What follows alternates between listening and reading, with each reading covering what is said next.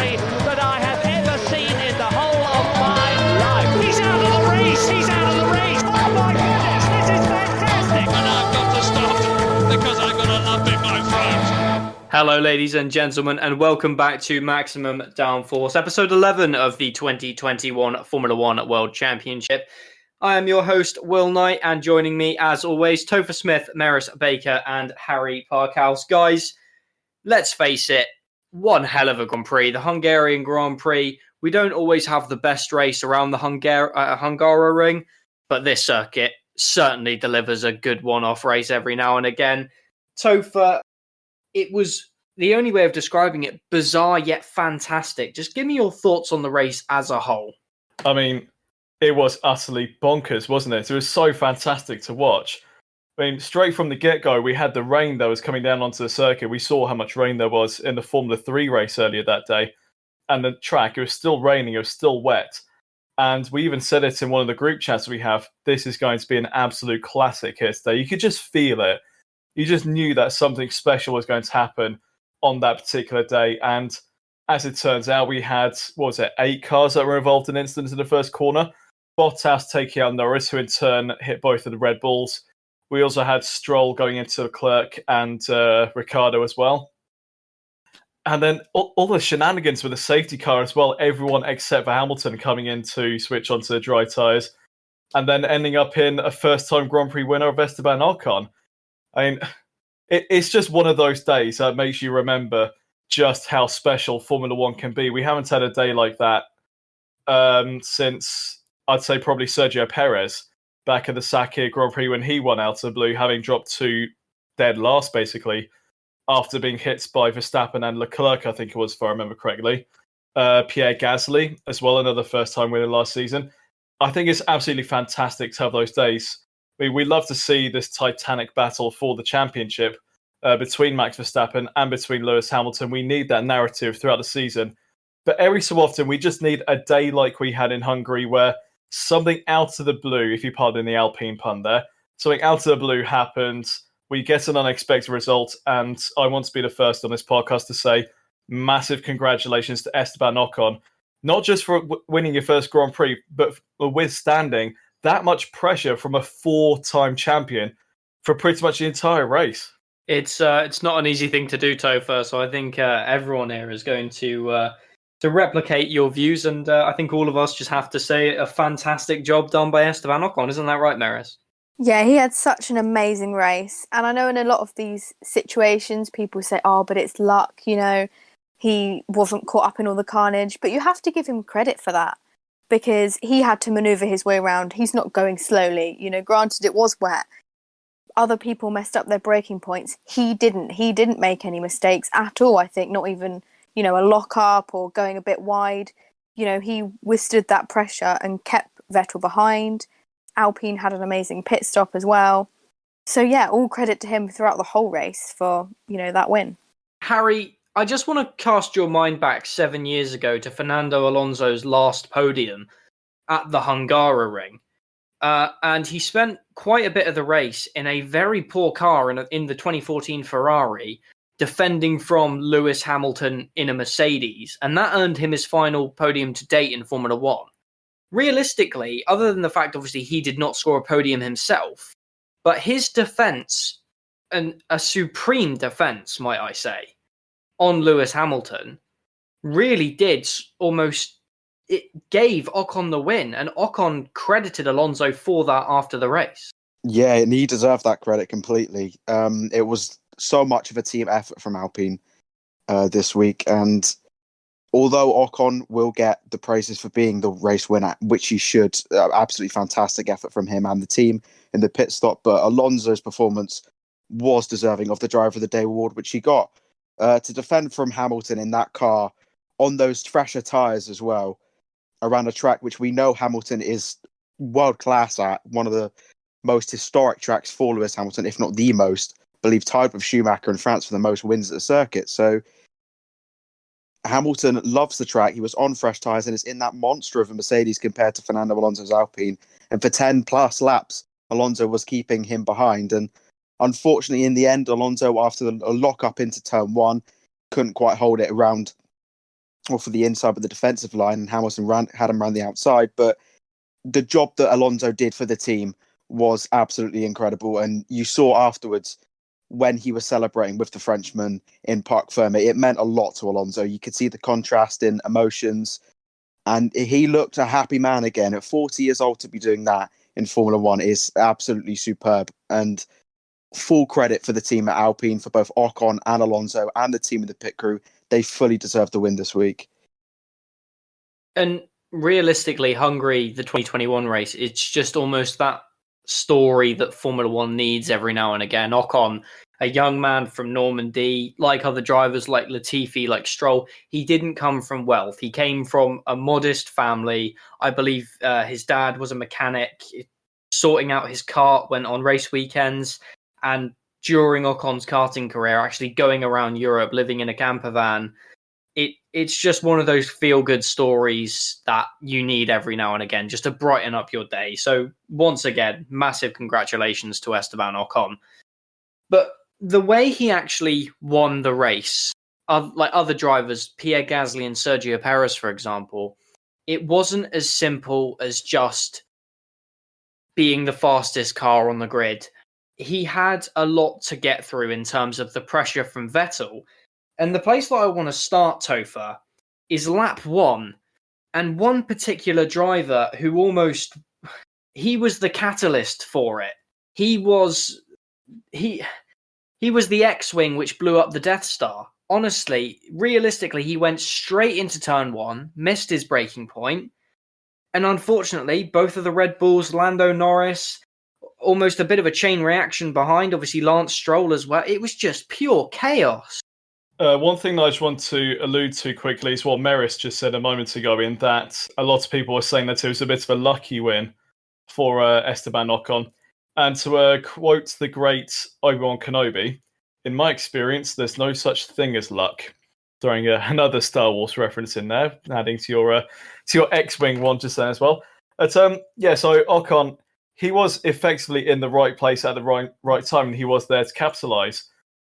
Labeling that down to luck, I can kind of understand the thinking behind that, but at the same time, it's not by luck that he's got himself into position in Formula One in the first place. He's put the work in to get there.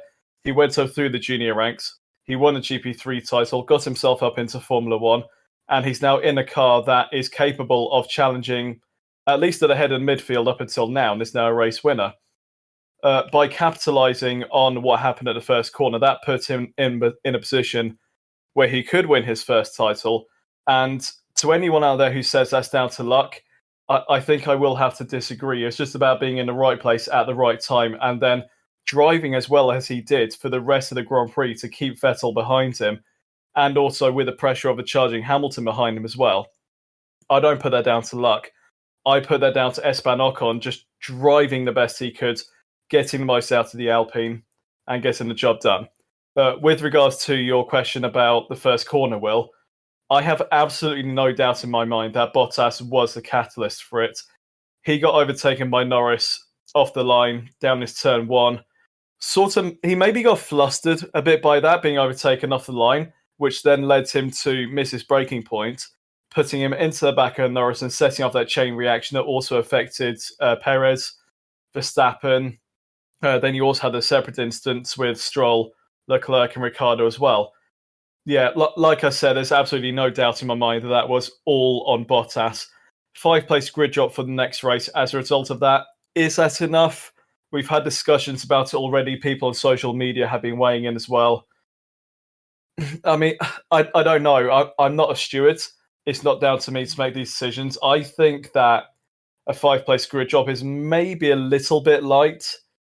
But to be completely honest, I think Bottas might well be on his way out of Formula One anyway. So at this moment in time, he's not going to be fighting for a championship. He's not really in contention for race victories. Is it really going to affect him that much? I don't know. And alluding on from Topher's point there, Merisse, Valtteri Bottas, he seems a man under pressure, and it seems like we say this every weekend, but it's almost one of the biggest talking points of the season. Do you feel that the penalty awarded to Bottas and to Stroll, both given a five-place grid penalty, despite the fact that arguably Stroll's incident was, I don't want to say a bit more understandable, but there were much different circumstances involving the incident. And obviously stewards go via the mistake and not the consequences or anything else. But should the penalty have been a bit harsher? And do you feel that the system we have right now almost needs to change in the way penalties are awarded? Yeah, I think right now there's a real disparity in the way that FIA hand out penalties. I think it's because you've got the whole technical regulations penalties and then racing penalties, and they're given out differently, which I think people get confused about. But the last time I think we had a big lap incident where there was a big penalty was Grosjean, 2012 Spa, and he got a race ban for what he did then. And obviously that was a massive crash and really dangerous. But with Bottas, because it was wet, I think they may give him the benefit of the doubt in that they hadn't had any sort of practice. They had one formation lap, and that was it. It wasn't even wet when they went to the grid, so he couldn't try out braking there at high speed. So I honestly don't know. Bottas, obviously, as Topher said, wasn't expecting Norris at all. But I think you have to anticipate that sort of situation where you think, okay, he's got a bad start, and then he's thinking, right, people are going to come past me if you've got a bad start. So I think, yeah, both. I feel like Stroll, I think he tried to avoid a car in front and he swerved to try and avoid, and he had nowhere to go. There was nothing he could do. So I think Bottas probably should have been punished more harshly for that. And you said about the consequences. People talk a lot about that, especially with the penalty in Silverstone for Hamilton, because people probably say, oh, he should get a race ban because he took out both Red Bulls. I'm pretty sure Valtteri Bottas did not go into that race thinking, I'm going to take out both Red Bulls, because as much as everyone's saying, oh, it's confirmed his seat for next year, it's definitely done the opposite, because Toto Wolff would much rather Valtteri finish the race and get good points than just take out both of the competitors. Granted, we get a good race, but I'm sure Bottas isn't really doing it for that. So I think you can look at it both ways, because it was wet. He's, under a lot of pressure, but he's an experienced driver. And I think if a rookie did that, we might be a bit more lenient. But then again, the rules, they don't really look at the name of the driver. They've got to look at the incident. So I think Bottas should have been penalised more harshly. I think maybe a 10 grid drop for him and maybe the 5 for Stroll. But that's just my opinion, because I feel like the ways in which they tried to avoid it were different. But it's really difficult, especially with all that stuff going on and the weather. Merisse, you mentioned the comparison to Grosjean just there. There's a big difference, actually, in the incidents in particular. I mean, the incidents themselves were in some ways quite similar. Obviously, with Bottas, we didn't have someone flying over the top of another car. And the one with Grosjean, it was the same sort of incident where you had one driver hitting the back of someone else and causing a chain reaction. But the major difference back in 2012 was that at that point, Grosjean was already effectively on his last... it's the last straw, basically, for the stewards with Grosjean, because he'd had so many first lap incidents up until that point that when he then caused the big one at Spa, the stewards effectively had no choice but to ban him for a race. What other option did they have? With Bottas, he's not that clumsy a driver. He has had a little bit more difficult this year. He hasn't won a race for God knows how long now. But up until that point, he hadn't built up a reputation of having those first lap incidents. And I think that's probably one of the reasons why we didn't get a penalty that was on par with Grosjean. It wasn't a race ban, because Bottas just simply didn't have the reputation that Grosjean had at that particular time in his career. I think I do agree with you, though, Merisse. I think that maybe a 10-place grid drop probably should have been what the stewards went for. But as I said earlier, I'm not a steward. It's not down to me, but we can only go with what they say. But even comparing the incidents from 2012 and 2021, there's also another incident which you can highlight, Harry, in 2018, when Nico Hülkenberg went over the top of I think it was Fernando Alonso went over the top of Charles Leclerc after being rear-ended by Nico Hülkenberg. And Nico Hülkenberg that time was actually handed a 10-place grid penalty. Now, obviously, there are certain circumstances. No car flew over the top of another car this time. But even still, Hulkenberg outbraked himself in Spa. It's the same mistake. So there's also that element you could take a look at. Yeah, it was ultimately down to just a first lap, first corner, miss your braking point, mistake, and things go wrong. But if you look at the grand scheme of things, a 5-place grid drop for both Bottas and Stroll coming to Spa. Bottas has struggled getting through the pack, especially when he's lower down. We saw in Imola when he was struggling to get past Russell and the Williams, and we know how that ended. And Stroll in an Aston Martin, which does not like dirty air at all. It's really struggling to follow cars this year. I believe that those 5-place grid penalties for both those drivers will probably have a massive effect on both of them in the Belgian Grand Prix. Whether that is necessary to say that it was deserved, I'm not sure, because Bottas's one has had massive repercussions on the championship. And you look at the amount of damage that he caused with it, it is probably leaning to me more like a 10-place grid drop as well. I will agree with both the others. But in terms of the first lap incidents, these things do happen, especially in the wet. And as Merisse said, it was certainly not intentional from Bottas. And it wasn't intentional from Stroll either. They were just trying to make up as many positions or as many positions lost as they already did with Bottas's case on the first lap in the first corner. It's a very tricky one to call if you are a steward at the time, because of the amount of damage that it did cause to rival cars and cars that would have been fighting up to near the top. Because let's face it, if that incident did happen, would Esteban Ocon be a race winner? Probably not. But when it comes down to afterwards, there's now 4 weeks for those two drivers, Bottas in particular, to sit on it. With George Russell now fresh and scoring points for the first time in the Williams, Bottas is going to be really worried, if he wasn't already, the fact that Russell is coming for his seat. And a mistake like this is, when you're under pressure at the highest level and the highest game possible, a mistake like this is crucial and something that he will be worried about, and something that Mercedes just simply have to look at, because of the damage he's causing to other people's cars and the money he's actually costing Mercedes this year is quite a lot as well for Bottas. So Mercedes do need to look at that aspect as well. And it will certainly be a very rough 4 weeks holiday for Bottas if, say, this grid penalty as well is to get any worse during the Spa race itself.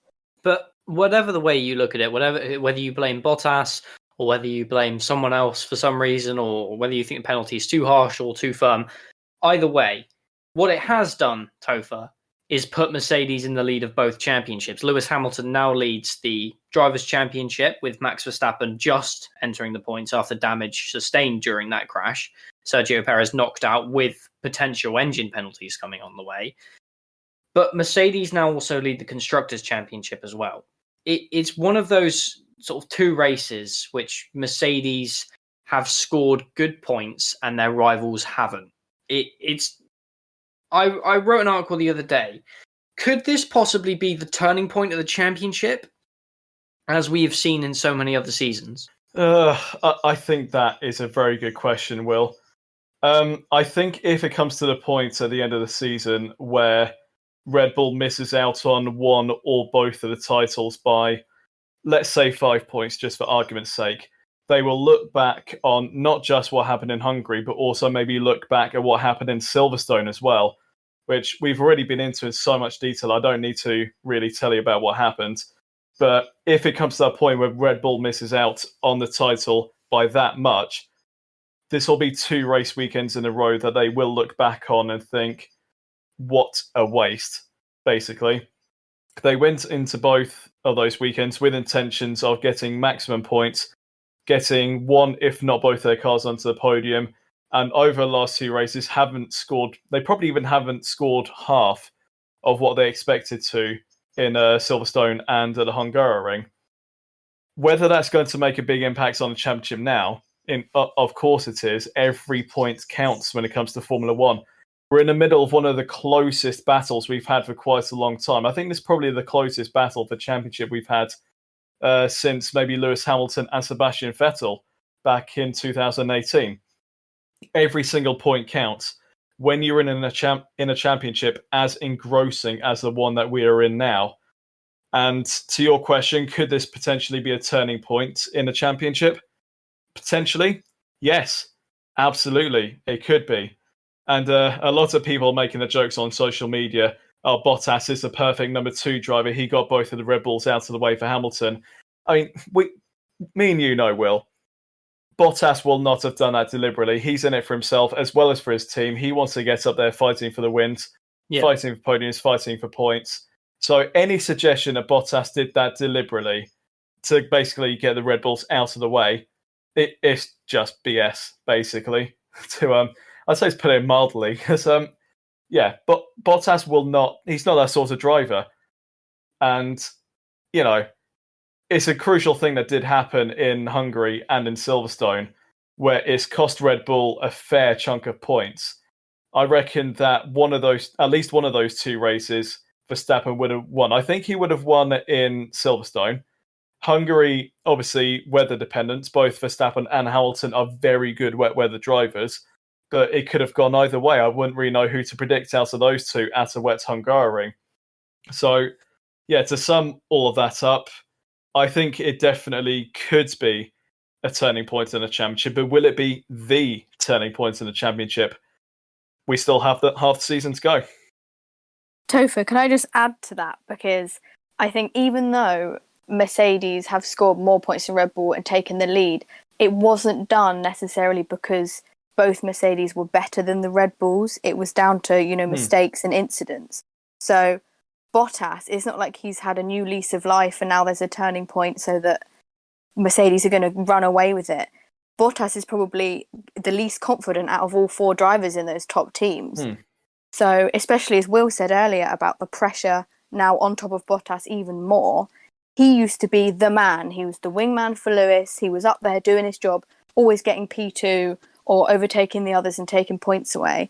He hasn't done that recently in races, and the only times when he has is when Red Bull have made mistakes, or Verstappen crashed out in Silverstone, Perez had the mistake in sprint quali.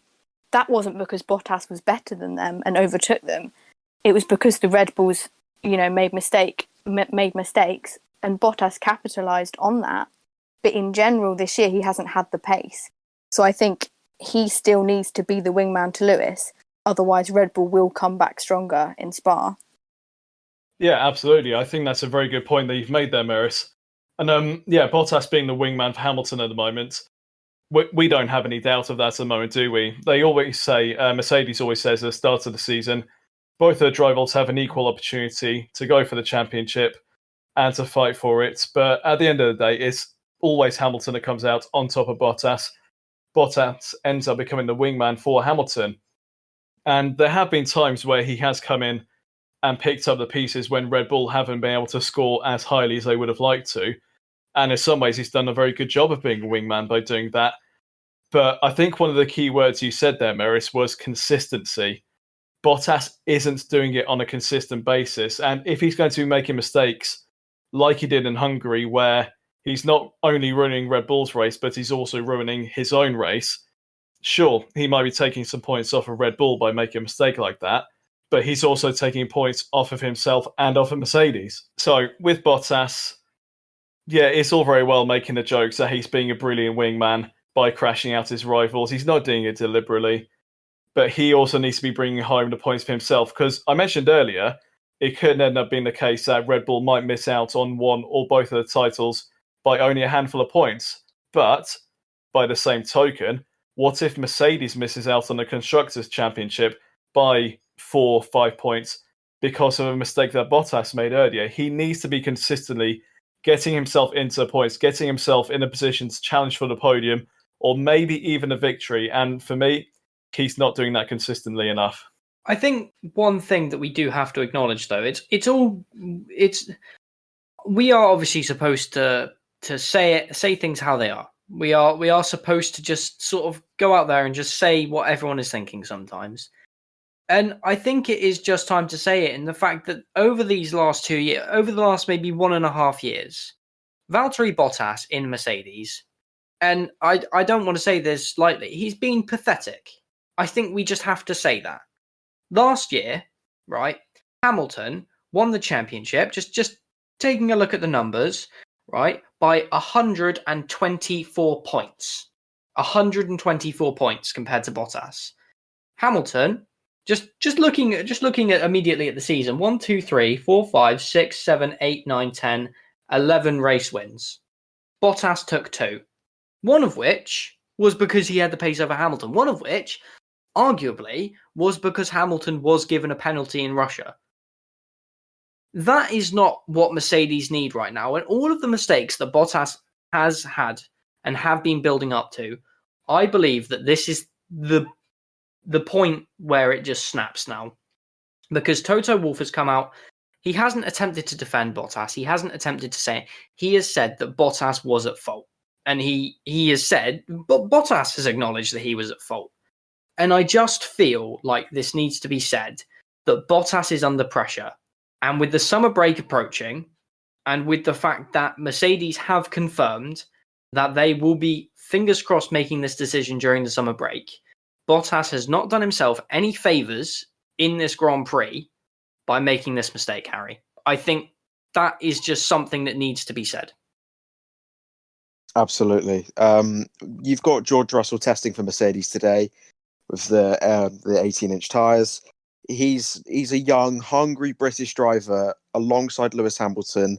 Is a pretty much perfect lineup, in my eyes, for Mercedes. And with Bottas making these mistakes, he's not necessarily an aging driver, but he's not at his peak anymore. He's not in his prime.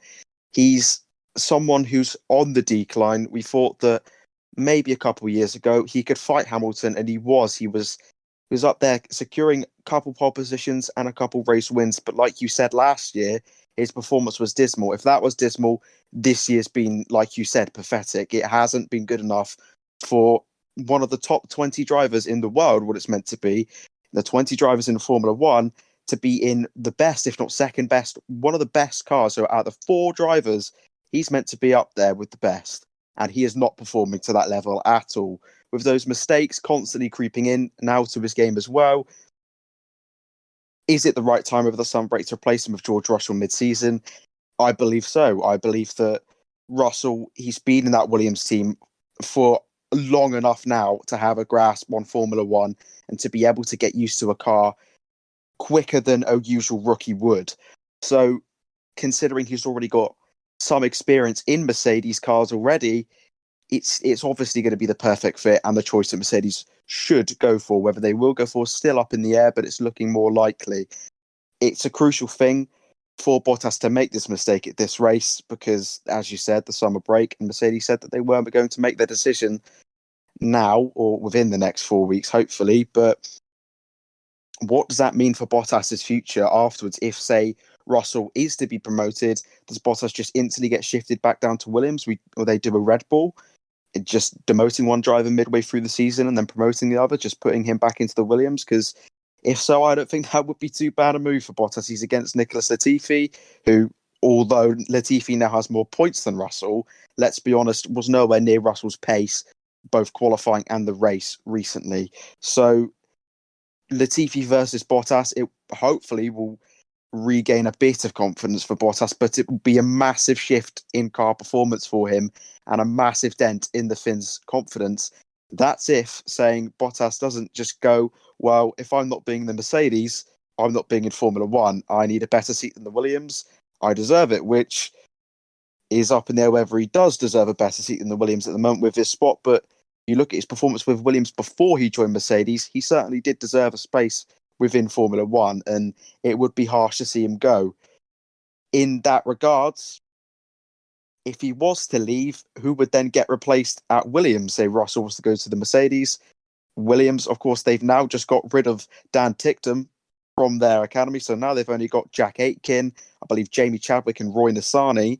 So one of those is most likely, and let's be honest, those are not 3 of the best drivers out there at the moment, especially in lower ranks like Formula 2 and other sort of ranks as well. But it's certainly a difficult scenario for Mercedes, especially when Bottas does something like this. And it doesn't seem as if Valtteri Bottas is in the right state of mind for me to be in a Mercedes car at the moment. He doesn't seem to be ever within the championship fight, even if he was to be close to Hamilton. He's certainly not within a championship fight this year. And for me, it's certainly time done. Now, the thing that I want to see the most right now, if hypothetically Bottas does lose this Mercedes seat, and he goes to Alfa Romeo and he goes to Williams. I want to see the Bottas from 2014 and 2015 come back and haunt the drivers. I want him to just do the best job he can. And Valtteri, I really do urge you right now just to prove yourself and prove that you are still that same young Finnish driver who was given 17 FP1 sessions in 2013 as you were being groomed for a Williams drive. That is what the fans want to see, and that is what we want to see. On the other side of the Mercedes garage, though, Merisse, Lewis Hamilton, he had a monumental push during the race. He had a monumental race, came through the grid, managed to take third, could possibly be second, depending on what happens with Aston Martin, but we'll get to that later. But after the race, you could just see he was absolutely drained. And in the post-race press conference, Hamilton did acknowledge the fact that even after all of the training and all of the breaks that he's had, he is still suffering from long COVID from when he got it at the Sakir Grand Prix. And I think realistically, this championship with Verstappen, the fight all year, it almost makes it a bit more impressive, but also it's understandable why he's wanted a championship fight to push him, especially in the situation he's in. Yeah, definitely. I think it was a monumental drive, this one, because especially after that setback, I think Lewis, after he made that mistake at the restart of not pitting, he thought, I have to push. And especially if he was suffering from, some effects of COVID still, to basically do quali laps for the whole race on a 2-stopper is just mental. Even if, you haven't got any symptoms or shortness of breath, we don't know what's going on with him. But even to do that and put in all those laps and try so hard because, on the opposite spectrum from Bottas, he's putting absolutely everything into it, Even though this team knows he's amazing and Lewis has, proved himself in the sport, he continues to prove himself time and time again. I think he's, one of the best drivers at having a setback in the race. We get some complaining, we get some radio messages, but he pushes on and he gets back on the podium. And I think, even if he hasn't mentioned the COVID symptoms before, this hard race probably showed it to us because of how hard he was pushing. But in the other races, we have no idea what he was suffering with, which, again, you said makes it so much more impressive in the battle with Max and Red Bull that he's been driving so well this year and outperforming Verstappen at times if he has had these issues. And it was sad to see him on the podium being so exhausted. It gave me, I wasn't alive, but, Nigel Mansell fainting when he was, pushing his car back and Senna not being able to lift the trophy in Brazil. It's those kind of moments that prove why he's champion, because he does not give up. Even if he was exhausted in that car, he pushed on and well deserved that podium.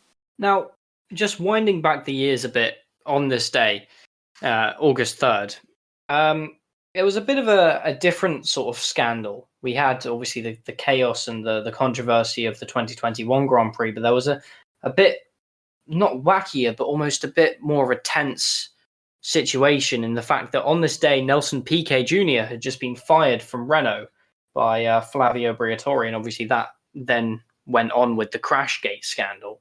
So my question to you three today is, what was Nelson Piquet Jr.'s best finish for Renault in the time that he was there? See, I know this straight off the bat, straight away. It was the 2008 German Grand Prix. He finished second. Okay, and Merisse? Well, I had no idea before that. I was going to see something like 7th or 8th. I can't believe you know the exact race. I was going to go for mid to bottom top 10. And Harry? I was going to say at least a podium, but I guess it's second now. I'll say third, just in case Topher was wrong, but I doubt it. Well, Topher, do you want to let us know then? Well, as I said, he finished in second place at the 2008 German Grand Prix. If I remember correctly, he was a beneficiary of a safety car, which sort of came out at an opportune moment for him. And he was able to get through the field and actually led for a few laps, I believe, before ultimately being passed by race winner Lewis Hamilton with, I think, about maybe 10 laps ago. I think it's within the last 10 laps. PK was leading up until, but yeah, he took one podium finish in his career. One of the reasons why I remember things like that, I am an absolute fan of the underdog. I love it when we get unexpected results. We had it with Esteban Ocon just this weekend gone in Hungary. Pierre Gasly also winning back in Italy. I just love an underdog story, and they're the ones that tend to stick in my mind a bit more. So, yes, Nelson Piquet Jr., second place at the 2008 German Grand Prix. Oh, there we go. Topher is absolutely correct there. Doing my job for me, as always, really. Moving back to the present. And realistically, there's only one question. There's only one person I can ask this question to, Harry. Sebastian Vettel secured his second Aston Martin podium, but he also didn't, because after the race, he was handed a disqualification due to the fact that they weren't able to secure a 1 litre fuel sample from his Aston Martin car. But Aston Martin have actually come out and said that this is wrong because there were 1.74 litres in the car. And by the time they'd already pumped out that 0.3 litres, there was still 1.44 left in the car. What do you think is going to go on with this appeal saga? We had one with Red Bull in Silverstone, and now we've got another one with Aston in Hungary. Well, if you are Aston Martin, you'd be furious because of the work that they put in for Vettel for this race. And the thing that surprised me most about this race was not the fact that all the fuel with Sebastian Vettel and stuff afterwards. It was the fact that Seb had such a terrible start and still managed to come out of that first lap brawl in third position, because Seb dropped, I believe, almost 3-4 positions off of his start, and I thought that would probably be the end of his race. He won't score points. But in the end, to see Seb stop on the track that far, especially along the track as well, was quite concerning for me.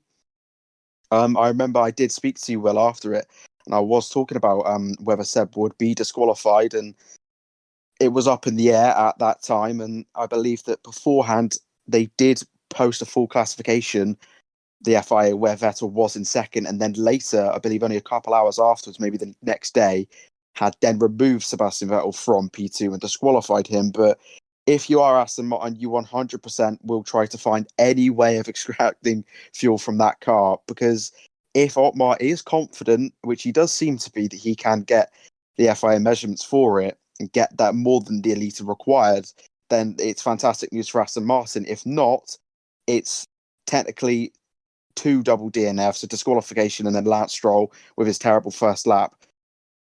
It'll be a horror show for Aston Martin, really, for the weekend, considering how promising it looked halfway through the race for Vettel. And to be honest, afterwards, when I saw the news about him getting disqualified, I was heartbroken, because the FIA, they are quite strict on stuff like this. And even if Otmar does find means of an appeal, I still find it quite unlikely that they will overturn the result, unfortunately. And not only is this detrimental to the race for Aston Martin, but the championship itself has gone drastically wrong for the British outfit, because Vettel has dropped down to 12th in the standings now. After, I believe, being 10th, he would have been 9th if that result had stood. And now they are behind significantly of Alpine, obviously, and now AlphaTauri as well after their double point score. So it's done them, well, in terms of Alpine and AlphaTauri, it's done them wonders. But for Aston Martin, it was a horror show if this result does stand. But I believe they had a 92-hour or something, believe like that, window to submit an appeal, which is slowly running down now. And the news on it has gone slightly quiet over the past day, which is never usually a promising sign. And it did look on all social media accounts from Aston Martin's point of view, they have not released any statement on an appeal or anything at the moment. And it looks like they are just resigned to defeat at the moment. And it's very frustrating. And if you were Sebastian Vettel, you would be frustrated because of the fact that he could have very easily been told by that team to stop on the pit straight where George Russell did, and he would have had, they believe, that litre of fuel in the car that would be available for extraction. So they waited for him to go all along without telling him or anything, just getting caught up in the celebrations, and you would be very annoyed if you were Sebastian Vettel, but I don't think he's the type of person to obviously be too frustrated with his team. The only thing that Seb was actually worried about after the race was the fact that he could have won it. And in fairness, I did see quite a few comments on social media about the Aston Martin pit stop and how it was an entire second slower than the Alpine one of Ocon the lap later. And in all fairness, if that stop was quicker from Aston Martin, I would have said that Vettel probably would have won this race, as although he didn't look good behind the car of Ocon, he did believe that he had the race pace and he had the advantage over the whole weekend of the Alpine on the race pace tyres and the trim. So it would have certainly been interesting to see. Obviously, the dirty air and the fact that the Aston Martin hates it, and the fact that Ocon basically put on a flawless show stopped the Aston Martin from getting P1 in the end, but it probably would have gone to Ocon anyway if it does stand, and it is heartbreaking for me to see. But I know Sebastian Vettel, and I know that after this 4-week break and for Aston Martin and Lance Stroll, they will come back stronger. Whether Stroll, obviously with his 5-place grid penalty, will come back and score points is a different matter, but I do have faith in Sebastian Vettel when he looks a different beast compared to the one that was in the Ferrari last year, and it's really promising to see. I think, to be completely honest, regarding the Aston Martin appeal of that disqualification, I don't think they really have a leg to stand on, to be completely honest. The rule is that you have to have at least a litre of fuel in the car to be investigated by the FIA to make sure that it's in keeping with all the regulations. And I think it was only 0.3 that they were able to give to the FIA. And even though it was painful to see Sebastian Vettel lose his second place like that, it is a slam dunk penalty. We've seen it so many times throughout the course of history.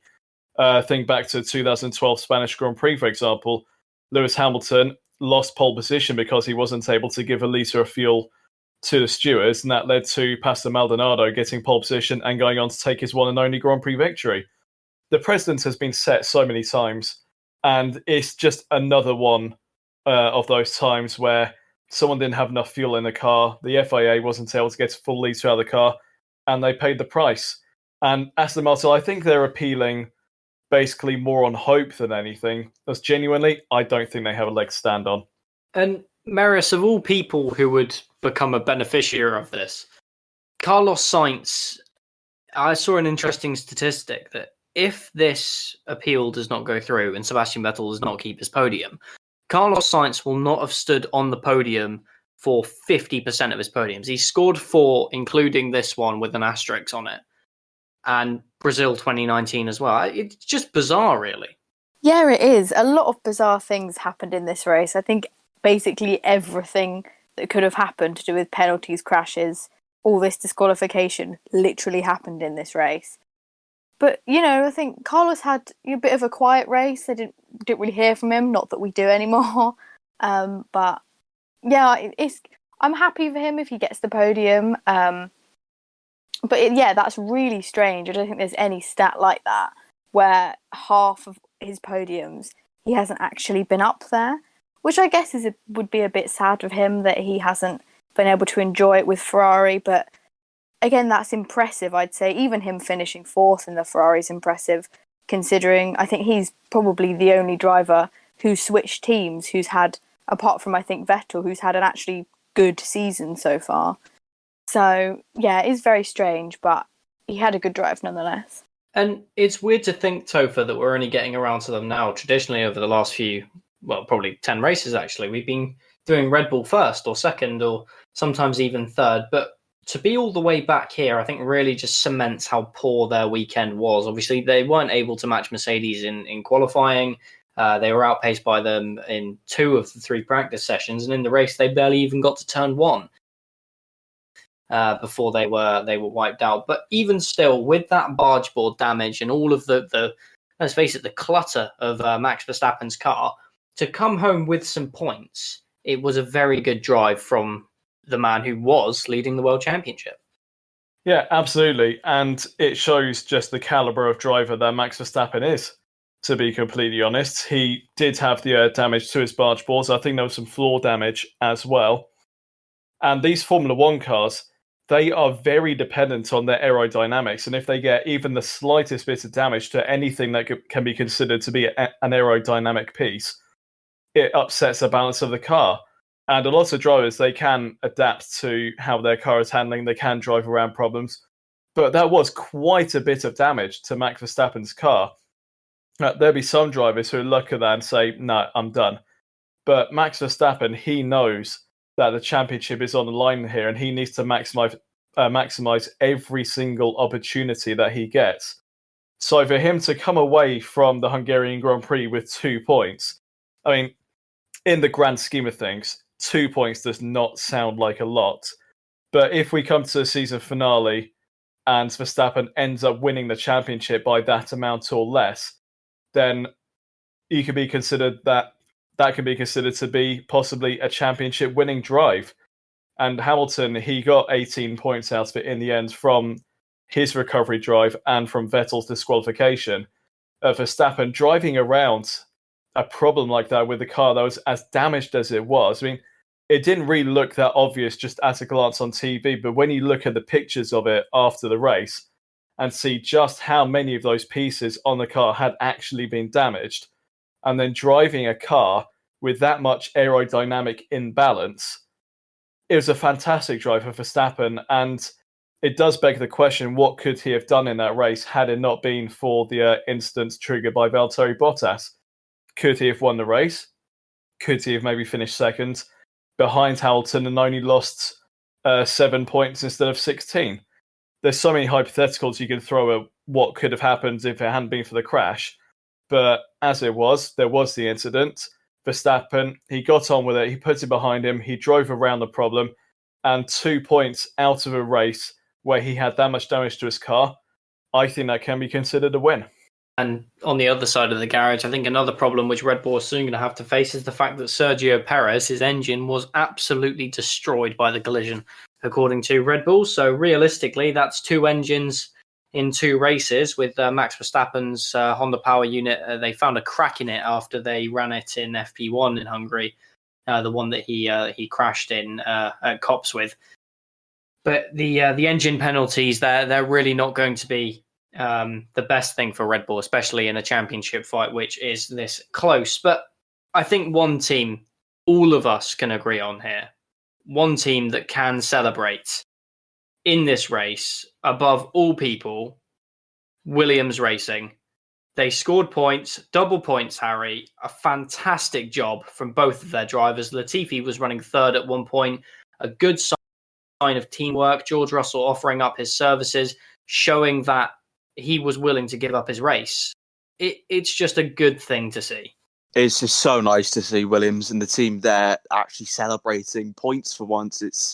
And especially with Russell, who's been trying for years now to get these points for Williams. Of course, he scored it for Mercedes in, I believe, the Bahrain race where he was there. But with Williams, it's been a different story. And even if he has been outscored by his team at Latifi, he can still be proud of the achievement of scoring points, especially after the shenanigans that happened in the pit lane at the restart when he overtook a lot of drivers and then gave the positions back. And it was all a mess for Russell at that point, but he managed to come back and he secured the points. And of course, those points have now become, I believe, 10 between the two of them because of Vettel's disqualification.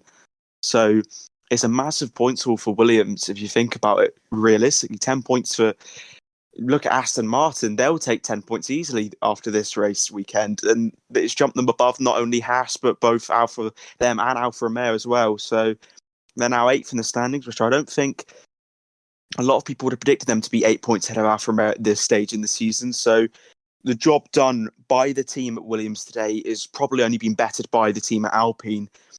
And Latifi as well, you've got to mention Nicholas Latifi, who was running, obviously, as you said, in the podium places for a decent majority of the race, or the start of the race anyway. And what Mercedes will be looking at is the team radio from George Russell saying, do what you need to prioritise Nicky, don't care about me, prioritise Nicky. And Mercedes will love that, won't they, realistically?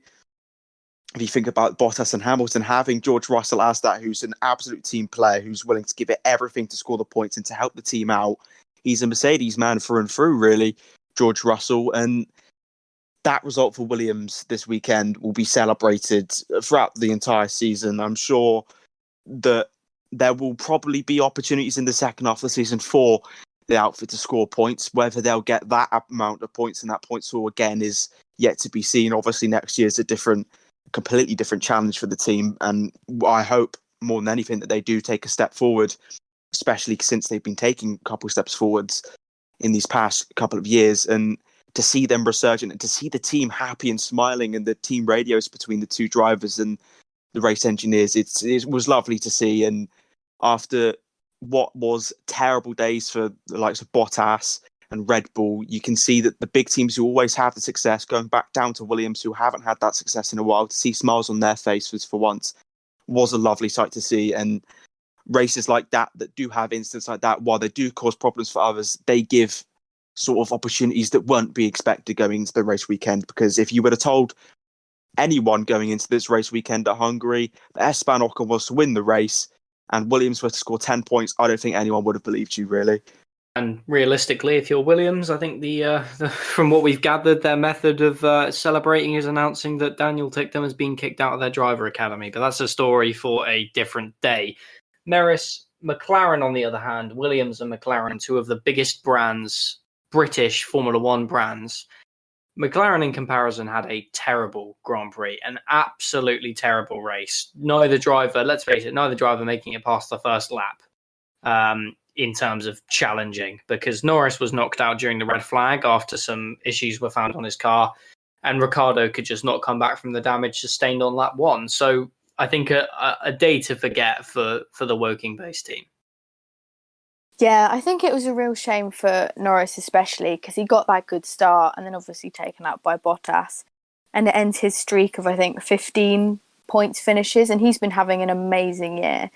So I don't think there's anything to take away from his performances, because I think they'll come back much stronger in the second half of the season. That obviously, wasn't his fault. As for clipped by, I think, Leclerc after Stroll hit him, had a spin. I'm not sure how much damage was on his car. But yeah, he wasn't able to make up that many positions. Norris was looking very strong this weekend. Daniel, again, he qualified very low. As he has been the last few races, and I don't want to, say that he's performing badly, but he is. And there's, I think, only maybe been one or two races where he's matched or had done a little bit better than Norris. So for the second half of the season, I think he really needs to step up his game, because McLaren's points are coming from Norris. And, when you saw Norris taken out, you already think, oh, McLaren haven't really got a chance, because Daniel's already down in, 12th, 11th place. So also on a day when they're having no points and Alpine are getting 25 plus, Alonso's in fourth, it wasn't a great day in terms of points. And if Carlos is now third, he's got those 15 points over McLaren. So they will come back stronger, because they're, an amazing team and they've got a great car.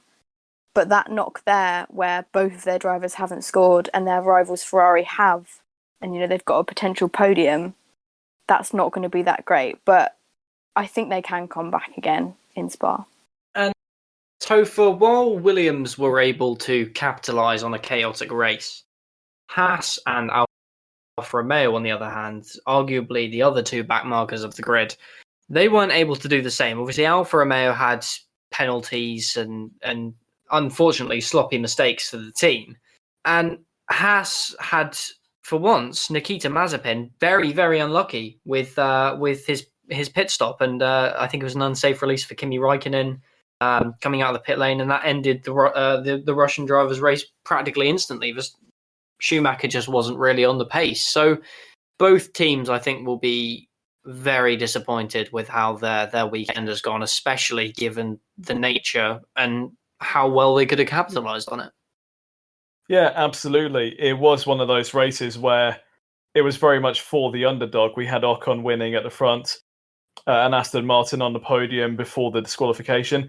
It was just one of those days where anything could happen, really, and it went really well for Williams.